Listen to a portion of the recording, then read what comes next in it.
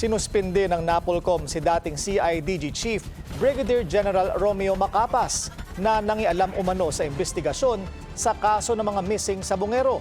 Sasagutin daw ni Macapas ang aligasyon in due time. Narito ang agenda report ni Andrea Salve. Tinatawan ng 90-day preventive suspension ng National Police Commission si dating PNP Criminal Investigation and Detection Group Director Brigadier General Romeo Macapas. Kaugnay ito sa administrative complaint na isinampa ni Ella Kim Patidongan, kapatid ng missing sa Bungeros whistleblower na si Julie Dondon Patidongan. Kabilang sa akusasyon ni Ella Kim ang umano'y pagkuha ni Macapas sa kanilang cellphone na naglalaman ng mga ebidensya sa kaso. Binura raw nito ang ilang mga mensahe at mga SD card na may kinalaman sa Sabungeros case.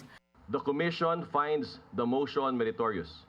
The imposition of preventive suspension is not a penalty, but a protective and procedural measure intended to preserve the integrity of the investigation, prevent any undue influence or interference in the proceedings, and assure the availability of evidence and witnesses. Immediately executory ang utos ng NAPOLCOM. Kasalukuyang Regional Director si Macapas ng Police Regional Office 12, pero dahil sa suspensyon, posible siyang ibalik sa Camp Crame kung saan ilalagay siya sa isang holding unit.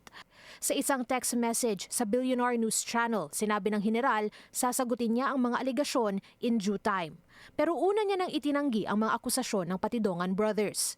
Samantala, kasabay ng NAPOLCOM resolution laban kay Macapas, ibinunyag din ni Kalinisa na 4 pang aktibong pulis ang kasalukuyan nilang iniimbestigahan sa kontrobersyal na missing sa Bungeros case.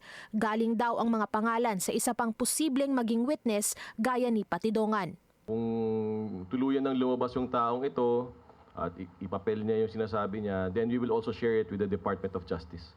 We're really hoping for him to come out. Hinihikayat din ni Kalinisa ng iba pang may alam sa kaso na lumutang at makipagtulungan sa investigasyon. Para sa agenda, Andrea Salve, Billionaire News Channel.